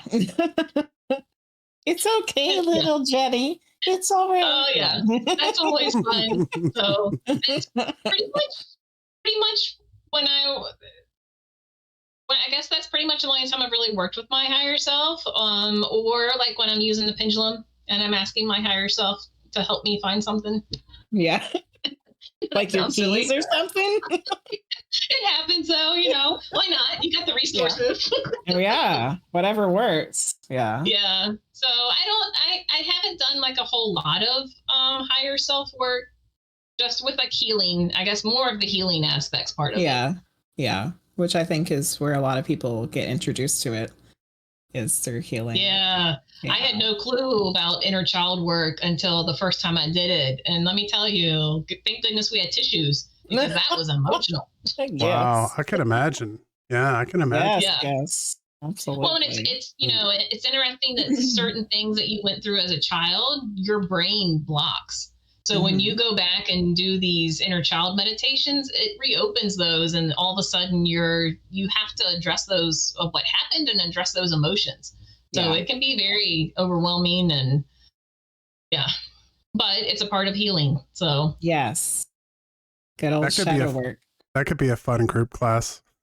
oh, it is. I don't know if that's one for me to teach, but let somebody else do that one. I just mean the experience like that. That seems like it'd be really fun. Yeah. Fun. I could see that being really fun, but also really emotional. And yeah, man, that could be quite the experience. It seems like, yeah. So I recently did my friend taught a inner child. We made healing dolls. So it's not a voodoo doll, but it's a healing doll. So here's my. Oh, look how cute. But we had to do an inner child meditation, and then we made these so it has an opening, so you can put things inside, like intentions or things that you want to write about, to put in there. So it's the thought process is you take care of this like you would take care of yourself. So that's the whole healing part of the inner child and working with yourself. That's a really great idea, because then you have like that was a cool spin on doing the inner child work. A physical thing that like yeah. And we had to we sewed everything. Like we cut it, we hand sewed everything, we sewed the hair in, like the whole shebang was all of us putting our energy into it. So that was a cool spin on doing the inner child stuff. Because I've taught that class to kids of how to sew things together. I never taught it like that. Idea. We'll leave that for the future. It'll be a future Jenny thing. So I'm kind of curious about that in general. So like, obviously you were talking about going back and kind of doing healing from that, but is the purpose essentially to kind of reconnect with your inner child? Like, is that something for someone who's kind of wrapped up in adulthood and all the adulting we do? Is that something that could be beneficial for a person like that? Or is it coming at it from a different perspective? I feel like it helps you understand why you react to certain things the way you do. Okay. And also when you acknowledge these things that may have happened, it gives you the opportunity to acknowledge it, but also to send it love and be like, we're not here anymore. So we don't, because a lot of times you hold on to stuff you don't realize you're holding on to. So when you accept it and let it go, or work through it, then you're leaving more for abundance to come in and for more positive things to come in, instead of holding on to, past traumas or stuff that you may not even realize that you're holding on to. Okay. Yeah. I think it's kind of dealing with the past. Yeah. It's a good practice for everybody to do. Yeah. Yeah. Yeah. And even I did one recently that took us through different ages. And like the first one was, it could have been like you not even realizing a comment that an adult said to you as a kid, which made you kind of be the way you are now, whether like the way you eat or the way, all those kind of things. You don't realize what other people say kind of stays with you. Yeah. Mm-hmm. Yeah. I think I remember all mine though. Yeah. We won't get, that's a different topic. We did have another question earlier, and this is also in my questions. Have you had any experience, spiritually or otherwise, with UFOs or extraterrestrials or aliens or any of that stuff? Yes, kind of. I remember as a child having dreams with them in it, but I also remember, I'll just say he's a friend, would tell, well, not a friend, one of my family members told me that they had extensive experiences with aliens growing up. So it's kind of in our family per se. But I don't remember. I just remember having a couple of dreams. I've had experiences with things I can't explain. Like one time as a child, I saw a troll in my room. So there's all kinds of things out there that I was not aware of. And it wasn't until recently I even brought that up. I think I brought it up to my good friend MJ Dixon. We were talking one time, and for some reason that memory came into my head because I remember it clear as day. My closet door opened, and I saw this little troll bebopping through my room. So, my thing was to put the covers over my head and just like totally stay still because what in the world? Wow. And I mentioned it to her, and she was like, "I saw one too as a kid," and I was like, "Oh my gosh, I feel normal." Somebody else experienced it too. So I've had experiences with other things that aren't normal. I mean, none of it's normal, but weird is the new normal. Yeah. It was definitely one of the moments that I'll never forget. It was scary. It was scary to me. Have you had any experience with something that seems either literally alien or just alien, like as in it's not the normal spiritually through your medium readings? Yeah, well, not through my medium readings per se, but more on the paranormal. Yeah, more the paranormal side. So there's a location here in Mechanicsville, and that was my first experience with an elemental. So being as mediums, when we go to locations, we don't like to look up what's there or what's going on and all. So when we were there, one of my dear friends, Tyler, we work really well with when he does the FD method, and I ask questions.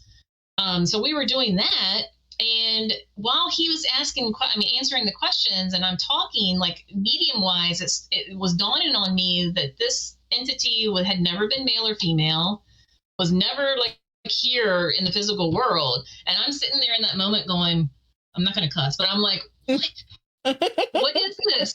But I knew to be extremely mindful because it knew how to if it knew what your fears were, it would like mimic that. And so it fed off of being scared, and it fed off of energy like that. So it was definitely one of those learning moments for me to kind of step back and being like, I don't know what this is. I'm not going to dive any deeper until I kind of know, what it is. And then at St. Albans Insane Asylum, that was the first time, I've heard of crawlers per se. I'd never seen one.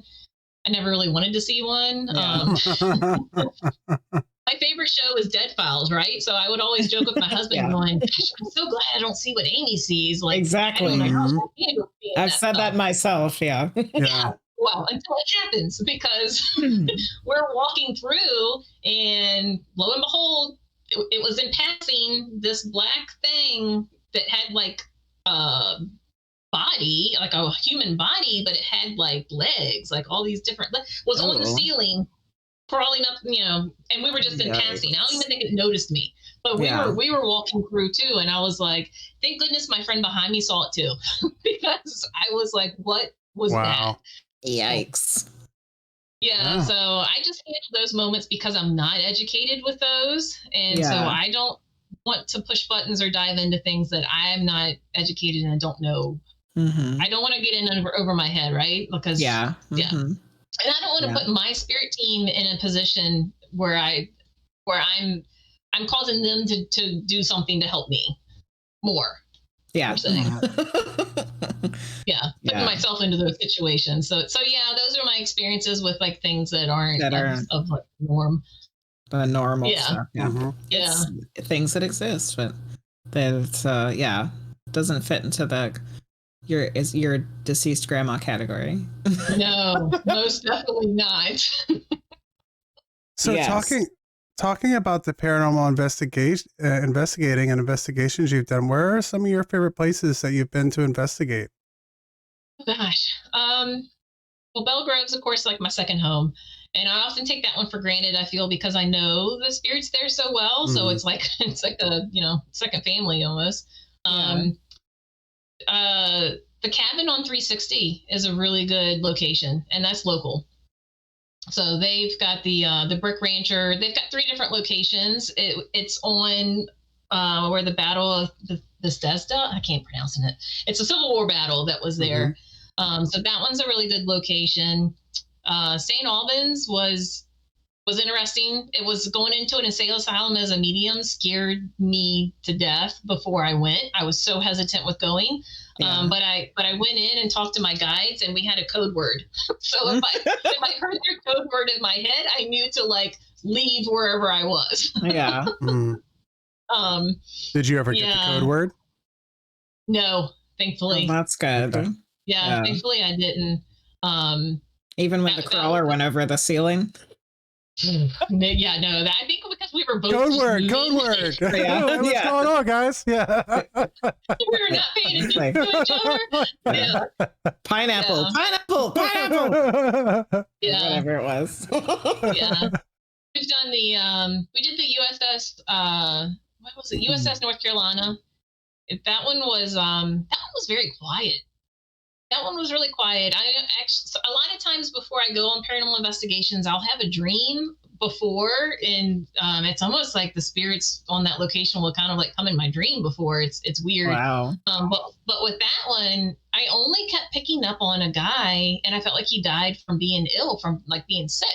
And they only had they only had like less than 5 deaths on the ship, and one of them was somebody who'd gotten sick, who had gotten ill and passed. So that was a relatively quiet, but like with paranormal, you never know. It could be a really, really active night, or it could be really, really quiet. Mm-hmm. But I don't look into a lot of places. Like people ask me, where do I want to go? I don't really know, because as a medium, you don't want to look into you don't really look into places. Mm-hmm. So I try not to. Like all my team members know not to tell me anything. It's They're like, hard. don't. It's difficult because I'm kind of doing that now. Like Jenny didn't want to know anything about the Hanover Tavern, and so I was kind of like researching it, and I'm finding all this stuff. Yep. And just as like a history guy, I wanted to talk to her about it, but I didn't. Yeah. And then the same thing. We went to Lake Shawnee, and it was kind of the same thing. So I'm like, the person that I normally talk to about it, I can't tell anything about. But it's really interesting. Yeah. Afterwards, like once you get there, it's been interesting. Yeah, and to have that validation, so you already know to help validate what she's picking up on. For me, it's really great cool. because obviously, there's trust there, so I know she, and so when I find out this stuff and then she hits on something, it's like, wow, even though I already know, but it's still just more evidence, Yeah. But so I'm curious because I know, are you going to be at the Sage Paracon there in May? Yes. Okay. So I'm not doing a big speech or teaching a workshop like I was last time, but I'm sharing a speech with 2 of my team members, and then Michelle Darnell. She's the caretaker of Belle Grove. So we all have different little segments we're going to talk on, and mine's going to be being a medium at Belle Grove all the time. So talking about the spirits that I come in contact with, and my experiences being there all the time. So I highly suggest that weekend. Being a speaker last year, I was able to hang out and see exactly what goes on. And MJ is phenomenal at putting events together, and she keeps it very small. Like there's only like 40 people that are, allowed to come. And so it's very intimate, and you're there with the speakers, and it's like, we all engage, we all sit with each other and go into the other workshops. And it's like one huge family for, 3 days. It's really cool. We kind of have that on our radar. We went as vendors, it's probably been 2 or 3 years ago now. 2 years ago. Yeah. But I think, Yeah, like I think we would like to try to make that one this year, and so maybe you can Yeah. introduce us to some of the ghosties there that you've come to know so Oh well. yeah, yeah. I will. They called. It's funny because last time, typically so I have color in my hair, and last time we were there, I think I went ahead and went to bed. And one of my friends later on told me, she was like, Kim, they were asking for you downstairs, and I was like, what do you mean? And it was coming across, I think, the ovulus, and it was going purple blue hair. And I was the only one there that had purple and blue hair. They wanted Kim to come back. That's funny. Yeah, so it's a fun time. I think she's having Jeff Bellinger there this time. And the guy, I don't know, I can't remember his name right off the bat, but he does Ghost Stop. I think he's the main person with Ghost Stop. So, and then MJ, of course, and then she hasn't finished announcing the other speakers, but from Friday night all the way till Sunday night, it's a lot of fun. Cool. Yeah, that sounds good. Yeah, I think we might try to put that one on our calendar. Yeah, we're trying to pick out some spots. So, and then I saw that you were getting a calendar together, and I was like, man, we're behind because we haven't figured out nothing yet. So we need to get moving. We need to get moving. Medical leave, though. So my excuse is I've been sitting at home on medical leave healing. So I've been like in the background, like, Yeah. And did I see correctly too that you're going to be doing the Michigan Paracon? Yeah, so I'm going as a vendor for that one. Super excited to go to that. We have quite a few viewers, our wonderful chatters, who live in Michigan, and some of them go to the Michigan. Awesome. Yes. Yeah. So I'm going to be a vendor, and I'll be doing like little mini readings there. But I've heard such great things about this Paracon, and so I'm excited. It'll be my first time going to Michigan. Yeah. Excellent. Yeah, so all you Michiganders, go see Kim at the Michigan Paracon. Go say hi to Kim for us. I think it's the end of August. I think it's at the end of August, towards the end of August. Mm-hmm. Excellent. That sounds great. Oh, yep. Lucy's excited. I already got my tickets. Yay! Go say hi to Kim. Excellent. Yeah. So we're just a reminder for everybody, and to kind of reset here. Tonight we have on the show Kim Sage. I hope you're enjoying our wonderful conversation. Thank you to everyone who's submitted questions so far this evening, and thank you everyone for coming and hang out and chat and making this an awesome night. We truly appreciate each and every one of you who are here hanging out with us. And for those who are listening later on YouTube and all those wonderful podcast sites, make sure you check the information below. And thank you for listening to us. We appreciate it. So we have about 30, a little less than 30 minutes left. I guess I wanted to talk a little bit about, where I was able to meet you. We were at the Hanover Tavern, and we did some exploration there. And you had said that you had kind of been there previously. I know you didn't investigate very much that day, but you had investigated there previously, correct? Public investigation. So Jenny had hit on some stuff that we talked about that we put on the Weird Haunting show. So I guess I was talking about with Jenny earlier about kind of talking about maybe some things that you guys had that were separate but shared experiences. Yes. So when I watched her on that show, I was like, yes. Because she picked up on a spirit. So when I was there, it was a public investigation, and we were in the bar, and I kept picking up on a woman that she was coming across to me as like a lady of the night, but she wasn't advertised as a lady of the night. But I knew she was like very flamboyant, flirtatious, like she loved men's attention. And I'd asked the people there, have they ever come across somebody like that? And they were like, oh, no, we don't have anybody like that. And I was like, okay, okay, I'm just going to be quiet. You do. She's right here. Yeah. But she's right here. So I just stayed quiet. So when I saw Jenny's segment on that, it was like a light bulb of like, and this was like 3 years ago when I did this investigation. Yeah. So when I heard her bring up this lady, I was like, oh my God, you communicated with her too. So to me, it was one of those aha moments of going, I did, that lady it was. She really is. To her. Yeah, and it kind of sucked because that wasn't one of the areas that we went to investigate during the private investigation. didn't? Because I was Oh like, wow. it would be really cool to see if other people get information about this lady. But yeah, we didn't go in there. Yeah. Yeah. Yeah. I'd like to go back there on a private investigation. Yeah. I'd like to go on a private because I haven't been on a private yet. So, and the energy there is very much similar to Belgrove because it's around the same time period. And a lot of stuff happened, so it's very similar. Well, if you're able to, let us know because I wouldn't mind tagging along just to see. Now that we know that that's something you experienced, and then something that Jenny experienced separately, and they don't evidently no one has come across any evidence for that. That could be a really interesting thing where if they could kind of spend some good quality time in there trying to get some evidence, that could really be something. If there's a way to provide some evidence, like catching some kind of EVP or any of the more scientific methods to help back that up, I think would be absolutely amazing. Yeah, I know, I agree. I'd love to be able to go through like, I don't know if you do this, Jenny, but like when you go to a new location, like you walk through and just open up and just see what you get before investigating. So I would love to be able to go through and see like what we would hit on before investigating. Yes. It'd be fun to investigate with another medium. I know. Yeah. I have, but I would be nice to do it again.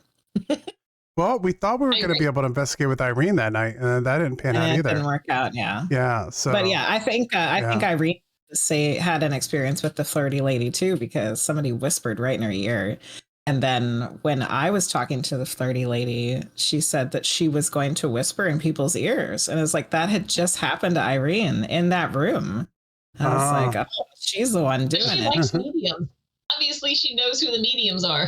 Yeah. It was really cool. Yeah, that's interesting. And then the other room that I felt like you tuned into that night was the one with the closet. With the schiffer robe or whatever that's called. It was the lawyer's cabinet. Oh, is that what? Okay. Yeah. Were you familiar with that one at all, Kim? One of the rooms upstairs with the big cabinet in it. I don't think that cabinet was always there. All the time. It was just on loan. It was on loan. I don't remember that one. Yeah. Okay. Yeah. I'm not too familiar with the rooms there like I am at Belgrove. Yeah. I did pick up on across the street when we went into the courthouse. I picked up on a gentleman before they started talking about him. He was a former slave that escaped and was trying to get others to escape with him, but then he got caught. So I picked up on him standing in the back of the room, and then they started talking about him. And then I've only ever been in the jail, which they're not nice in the jail at all. We went in there. No boundaries. We went in there. Yeah. We were offering them whiskey. They were okay with that. Yeah. I would do that next time. They were not. Yeah, they had no boundaries with women last time I was in there. Yeah. I'm leaving. Yeah. I just told them I'd give them a shot of whiskey. They were okay. Yeah. I'll bring that next time. Yeah. Like we were talking about off air a little bit earlier, I would like to go back. That's another place. If we can get in there and do a private investigation, that would be great, because we were in the jail, but it was just kind of overcrowded. There were so many. It's not a very big building, and it was just just too much noise going on to really be able to get a whole lot of that. I think we might have caught an EVP, but it's really hard to tell because it's just there was no way to not know that it wasn't somebody else. So yeah, I would love to go back there and do that again for sure. 100%. We have another question here from Hoaxsters, who's really interested in the shamanistic stuff. That seems to have really hit home with a lot of the people in chat tonight. Yeah. So he says, at some point I want to hear more about her animal, the lower world, what the world looks like, and who are her guides there. So my guide in the beginning was buffalo, and it's still buffalo. And then I have other guides. So when I've learned different energy healing things, one of them is a snake. So I have a snake, which was a big thing for me because I am scared of snakes. They're But they're energy. there's such a Yeah. huge symbol for Yes. spirituality and Yeah. healing, Yeah. and yeah. Yeah. Mhm. So, and then for me, and it can be different for everybody. So this is only my personal experience. My lower world looks like when I enter it, I'm in a river, like in a little stream, and then on each side is on one side is like a big field um, with tall grass and all, and on the other side is a little bit of a field, and but it's got trees. It has lots of trees on it too. So my lower world is more like I don't know, prairie like, or there's a lot of open space, and then there's a lot of trees on one side. Um, who else are some of my guides down there? Sometimes I can see my other, so I have a healing helper guide that's down there as well. It's not animal, it's in human form. So I'll go see her when I need to work on. So like when you do virtual healing, and if I journey, then I can call in somebody's energy to come into that space, and then I work with her to help heal them. Neat. So, but your guides can change with different aspects of your life or different parts of your life that you're going through. Absolutely. Excellent. I like the buffalo. This might sound like an odd It does. question. The light, for some reason, I imagine when we talk about the lower world for it to be darker, but is it, what is do you see the sky in the lower world? Okay. Yeah. So like when I go down, so when I go down, get the weird part of me. So when I go down, I go in a tree, and then I have this little like staircase that kind of comes down, and then I end up in this big cavern, like this big cave. And I run and I jump, and it's like a waterfall going down. So I'm falling lower, lower, lower, lower, and then I land in water. And then when I swim out, it's just like an open, like you would walk outside. It's not like I'm like in the dirt, like in tunnels or anything. It's for me, it's just like I'm walking outside. I think correct me if I'm wrong, but Frosty, I think that you're thinking of it as like an underworld kind of place.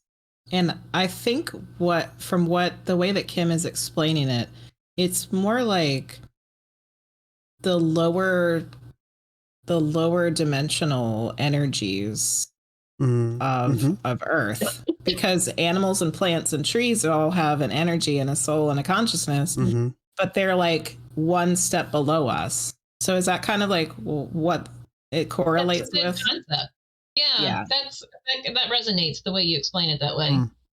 Yeah, because I don't think I really had an idea of what it was. That's why I was asking. Because I was just kind of, images were popping in my mind, and I was just trying to kind of think about what it was actually like there. Yeah. So that's interesting. That's very cool. Yeah, and with shamanism, it's interesting because when you meet your animal guides, you can merge with their energy and take on their, like Buffalo. Whenever I need courage, I can merge with him and take on his attributes to help me get through whatever I need to get through. That's cool. Applecat has another question. Do your medium abilities increase at all in the presence of other mediums? And that's a good question because I'm curious about that myself. No, I haven't. I've never really had the opportunity to work with mediums a lot. It's kind of, I would love to. I actually on one investigation, there was another intuitive there, and that was neat because we were able to throw back and forth what we were picking up on. And so that was kind of neat.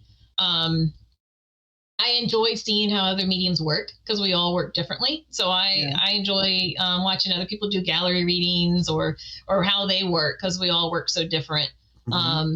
But in general, I love being around other mediums because I love being around like-minded people. We all accept each other. So Applecat, go ahead, Kim. Oh no, I was just going to say at the end of the day, I feel like it's more of helping each other. It's not competition, but it's helping each other help others. Absolutely.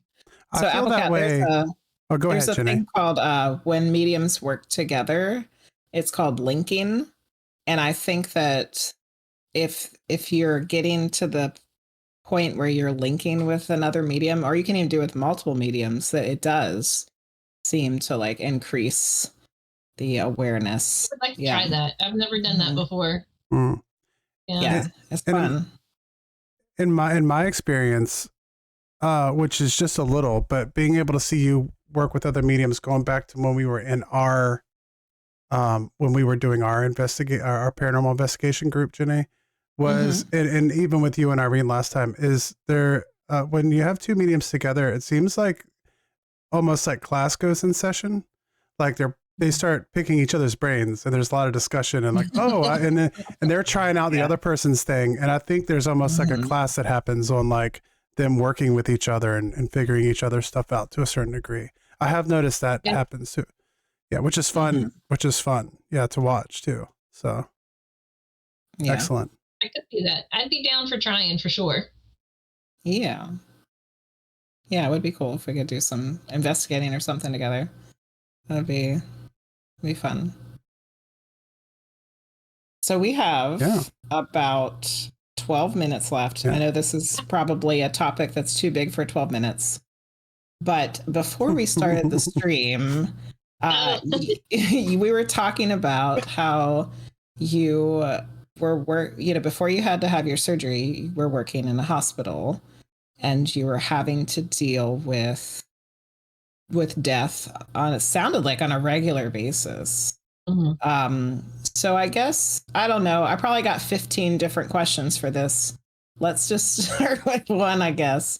What you were talking about before we started was noticing the lack of presence. I guess, will you explain that, like what you experienced in your hospital? Yeah. So as a kid growing up, I always kind of felt like, well, when I ever had to go to a funeral and, they had an open casket, you would look at the body and it just felt empty. So I always kind of felt like once you passed, your soul, your life force left, and that your body was just a shell. So when I started working at the hospital and doing postmortem care, when somebody would pass, I would walk in and that's exactly how it was. It was like there was nobody. There was nothing there. It was solely just their shell. So that for me, that helped validate what I'd always felt as a kid growing up. But I would still go in and talk. I would play music in my phone and still go in and talk to them. But I never worked at the hospital open, so I couldn't tell you if they were actually there or not, because I can't even imagine being open working in the hospital. That was going to be my next question, is if you had any paranormal experiences at the hospital. No, but interestingly enough, we had a few rooms that people always seemed to pass in. Oh, wow. Yeah. We had a few rooms that people always seemed to, those were the rooms that people passed away in. Yikes.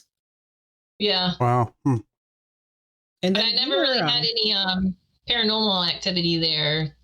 Probably if I worked night shift, I might have picked up on it more.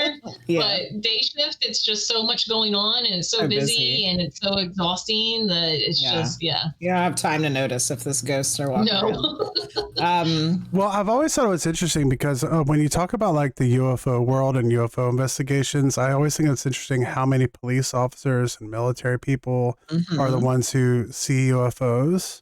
And in a similar fashion, I've always heard lots of stories of like nurses and doctors who have lots of unexplained activity working at the hospitals as well. And it's like, these professionals who are well respected and regarded. And so that I've always thought that was interesting.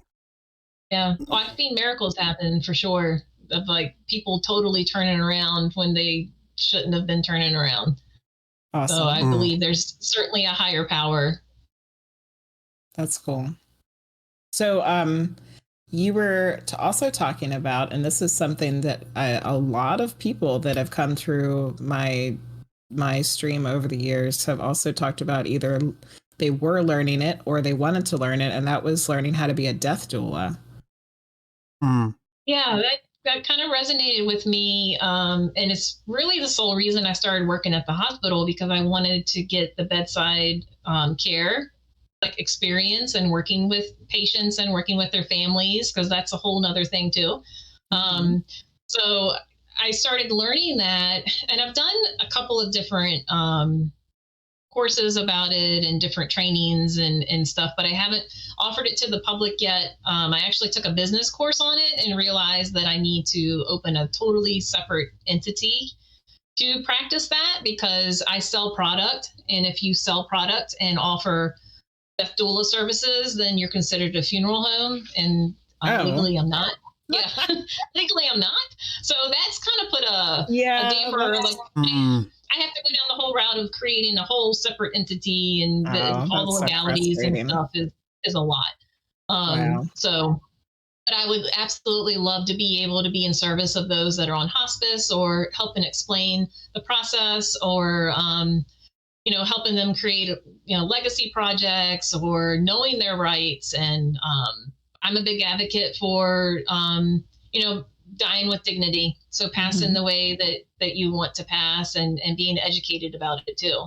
Because I feel like it's, death is such a taboo subject. If you could put, beauty and light to it and start celebrating the person's life, and maybe it will help shift that around. So it can be more beautiful, celebrated experience.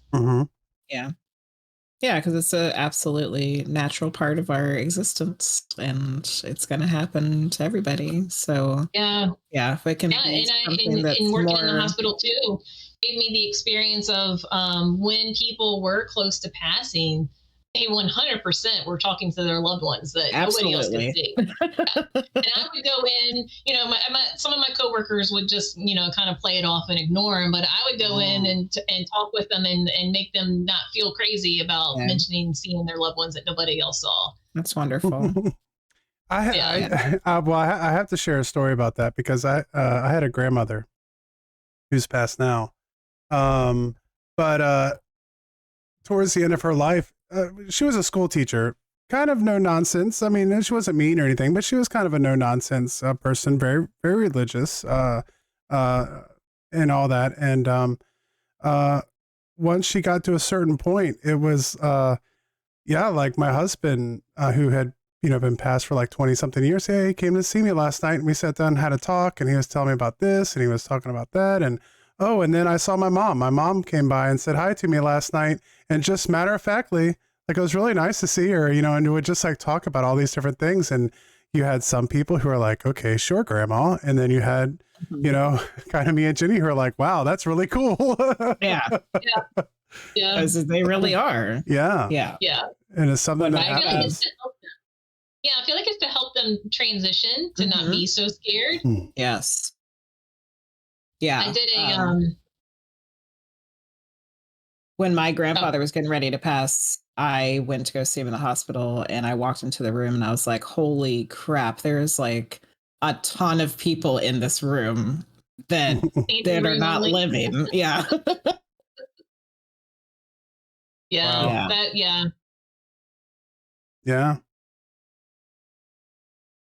Luce is excited to see you at the Mission Paracon. Yeah, she's head out for the night, but looking forward to seeing you at Michigan Paracon. Awesome. Can't tell you all the great rock hunting spots. Luce wants to tell you about the rock hunting spots. Oh, I'm all for it. An Apple Cat asks, do you ever encounter spirits that come to help souls depart to the next world, like the Angel of Death, Grim Reaper, or deities? Yeah, so I was mentioned earlier working with Archangel Azrael. And so I've worked with him. I haven't moved over somebody like that. Like, I've learned how to do it. So when that time comes, I'm able to do it with him, but I haven't experienced it yet. Honestly, a lot of the locations I've been on, unless it's like a home one, they don't allow you or want you to move spirits on, which is a whole nother thing. Yeah, we had to sign a paper for it at the Hanover Tavern. No moving. So there's that. But yeah, so no, I've learned from him and worked with him, but I haven't been able to actually put that into work yet. So I'm Yeah. How do actually you kind of how do you feel about that, Kim? That's kind of been a debate I've seen between a lot of people to move people on or to not move people on. it's for the longest time I didn't quite understand it because being a medium and talking to people's loved ones, it was hard for me to understand that somebody could be stuck per se. Mhm. So Mm-hmm. I am still actually learning about it. Like that's still a whole nother like rabbit hole for me to go down in and learn. And it's not like I'm set 100% in my beliefs yet because I'm still kind of navigating that whole. I've often thought about, is the person stuck or is it just like, because something traumatic happened there that they've, or why can't they come and go? Mm-hmm. Like other Mhm. spirits come and go, or could it be like soul pieces? Like there's a belief with soul Mhm. retrieval that when you go through certain parts of your life, traumatic events or what have you, pieces of your soul are left there. Could those be intelligent pieces of your soul that are like communicating? I don't know. Yes. Yeah, It's a whole. I've encountered that at least 3 times where it was a You part of have, someone. Mhm. yeah. So Yeah. that was always kind of on my mm-hmm. thought process too. Yeah. Of but I feel like the main when I go on investigations with the paranormal, I'm a voice for that spirit. So I'm there to tell their story. And whether it be when I'm able to tell their story that they move on after that, that's, Mm-hmm. for them Yeah. to I decide. I kind of agree with you, Kim. I'm kind of on your side there because it's a debate that happens a lot. But the way I kind of look at it is like, you know, we're still learning, and we have people who are doing the things that you do, and hopefully answering questions about the other side. But I think when you get into the aspect of like, oh, I'm going to move them on, and all these kinds of things, I can't help but question, like, well, we don't have our stuff figured out yet. Like, we don't understand our realm. So how are we all of a sudden supposed to be experts on what's supposed to be happening Yeah. on the other side? Maybe Yeah. they're there for a reason, or I mean, who knows, like, what's going Or on they over there choose, for us to understand it. yeah, they choose to be there or, you Yeah. know, I've come or like, across that too, where Uh-huh. they yeah, chose to be there and they don't want to Mhm. leave. That's where they want to be. Mhm. Yeah. yeah. Yeah. So I did come across so we did have a situation at Belgrove where in the summer kitchen, the spirits in there were constantly saying help. They were constantly Oh. saying help all the time. Mhm. And there's also a spirit at Belgrove who, at the time, liked. I don't even know how to explain it, but it's almost like he dominated all the other spirits there. Yeah, So like if we were I talking to I somebody, met him. Yeah. yes. So yeah. So you know who I'm talking about. Well, Michelle allowed me to go in because help was coming across the EVPs so much in the summer kitchen that she allowed me to go in and open sacred space and kind of like do like say some things and say if you want to cross over, like I am here to hold space for you while you do that. And after that, we haven't heard any more Oh, helps that's on wonderful. the Mhm. Yeah. EVPs. So yeah, I've Yeah. experienced that situation. So I feel like if the opportunity comes about with something like that, Mhm. then I'm all for helping with just It's with which whatever way would help them. if it's clear that they are ready and they don't know how to do it and they need Yeah, help, then yeah, I don't think that and there's it's almost anything like I wrong had with to them. hold space for the other not so nice one to stay out of Mhm. it, Mhm. Mhm. so they could do what they needed to do. Yeah.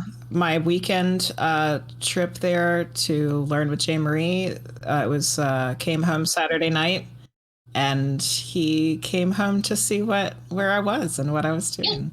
And he stood he at the end of visits. the bed and the dog was growling at him. Yeah, he's Yeah. not. He doesn't know boundaries. I've had No. numerous dreams with him in it, and Mhm. yeah. The first time I Yeah. started, the first time I started doing readings at Belgrove, Michelle had me in the caretaker's house upstairs doing the readings, Oh, and I was like, "Here we yikes. are, full circle." I'm doing readings in his domain. Yeah. And it was funny because my spirit team would have me carry in a live plant every weekend I was there to do readings. It's like I had to bring something living in with me. Wow. It was, yeah. But I hold sacred space when I do readings, so like he didn't bother me at all while I was working. Yeah.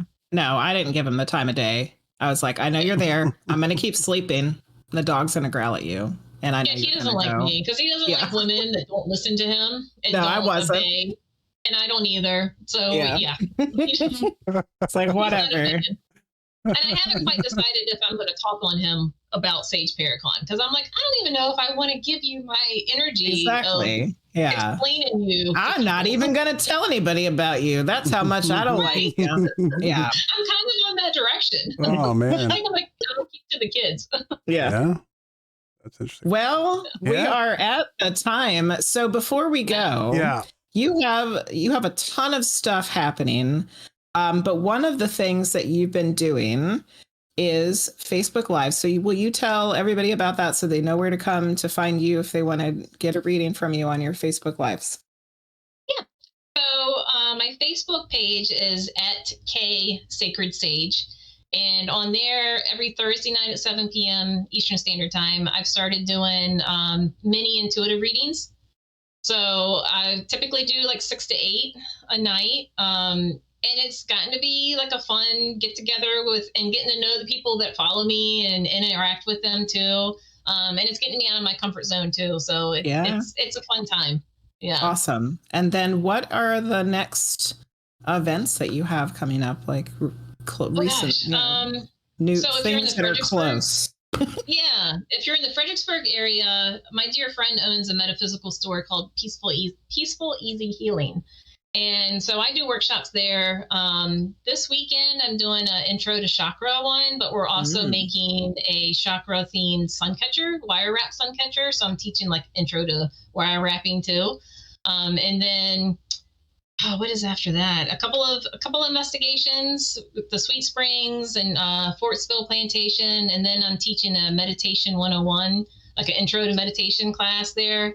And then at Belgrove in March, I'm teaching my big 2-day workshop on almost like an intro into like walking your path with spirit, like how to learning how to be intuitive or like owning your intuitiveness and kind of like diving into that without mediumship. Cool. So learning all those things, and then we do mediumship in July. So yeah, but at Peaceful Easy Healing, I try to do a workshop once a month on just like random spiritual things to learn about. Yeah. And then other than the Michigan Paragon, is there any other place out of state that you're traveling this year? So in April, I'm going to Trevette Clinic Parafest. And that's a new location. I hadn't been there before, so I'll be excited to go there. That one Where is that? That's in North Carolina, okay. But it's in, was it like Hamptonville, I think? It's about, from me, and I'm more north than y'all, from me, I think it's like 4.5 hours, somewhere around there. But a little bit closer for y'all. And that one I'm teaching a workshop for, they're having a bunch of 101 workshops, so I'm teaching investigating intuitively, like an intro to that. Cool. Michigan Paracon, Gettysburg, Battlefield Dash. I'll be at that one at the end of July. I was looking at that one. I haven't never been to Gettysburg. And so I think I think that could be interesting. Yeah. Yeah. Yeah. That'll be a new one for me too. So that looks to be fun. And then at the beginning of October, I'm going to Mass Paracon.